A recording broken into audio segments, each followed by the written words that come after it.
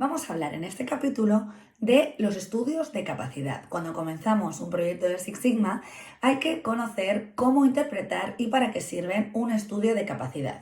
Un estudio de capacidad nos dice la probabilidad de tener defectos en nuestro proceso. Si yo tengo un proceso que hay que fabricar unos tableros de 20 milímetros más o menos 1 milímetro, quiere decir que nuestro cliente nos va a aceptar todos aquellos tableros que vayan de 19 a 21 milímetros de espesor.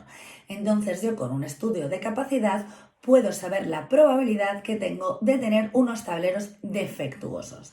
¿Cómo realizo un estudio de capacidad?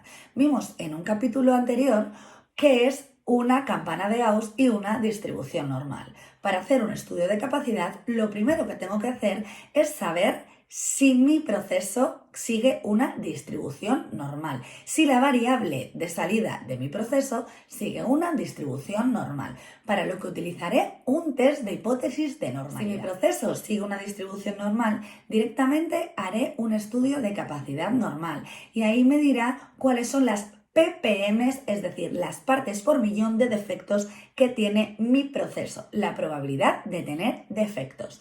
Pero, ¿qué ocurre si la variable de mi proceso no es normal? No sigue una distribución. Si la variable de mi proceso no sigue una distribución normal, tengo que intentar hacer una transformación.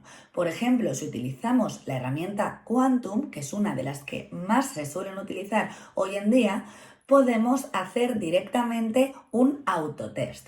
Este autotest nos dirá qué distribución podría hacer para hacer una transformación. Si tengo alguna de estas transformaciones con un P mayor a 0,05, quiere decir que lo puedo utilizar y puedo hacer dicha transformación, de tal manera que la marcaremos y de manera automática la herramienta me dirá los ppm, es decir, las partes por millón, la probabilidad de defectos que tiene mi proceso de estar fuera de los límites de especificación. Pero, ¿qué ocurre si mi variable no sigue una distribución normal y además no podemos tener ninguna transformación que de manera automática nos diga la herramienta cuál es el estudio de capacidad? Pues en este caso tendré que utilizar el teorema del límite central. Para utilizar el teorema del límite central, lo primero que tengo que hacer es agrupar mis datos. Ejemplo, si tengo 2000 datos, podré hacer grupos de 20 haciendo el promedio de grupos de 20 de tal manera que se me convierten en 100 datos. 100 datos que serán los promedios de los 100 grupos de 20 de mis 2000 datos iniciales.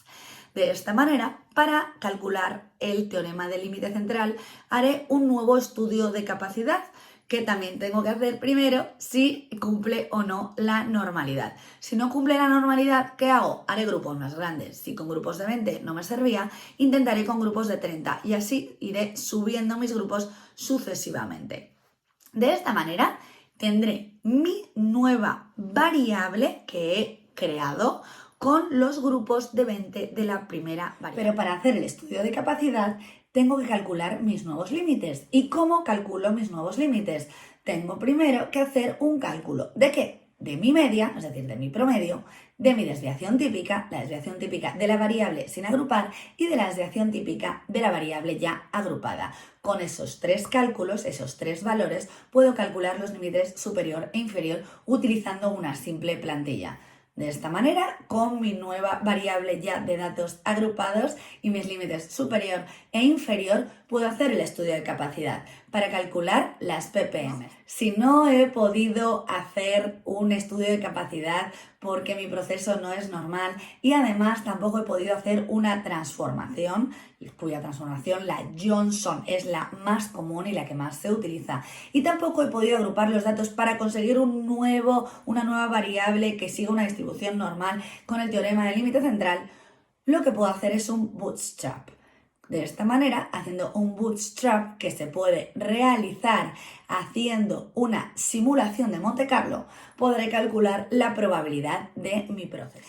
Importante resaltar también que los estudios de capacidad nos dan el CP y el CPK. ¿Qué miden el CP y el CPK? El CP mide cuánto de picuda es mi campana, cuánto de picuda es mi campana. Es decir, yo puedo tener un proceso que está completamente fuera de los límites de especificación, pero tener muy buen CP. En cambio, el CPK lo que mide es cuánto de picuda es mi campana y además si está centrada, si tengo un proceso centrado. Lo importante cuando estoy en un proyecto de Six Sigma es primero de todo hacer picuda mi campana, porque luego es más fácil moverla. Es decir, es hacer un proceso robusto, aunque no esté dentro de los límites, pero que tenga una variable de salida estándar que se repita y después ya puedo ponerla y moverla hacia dentro de los límites y centrarla para mejorar mi CPK.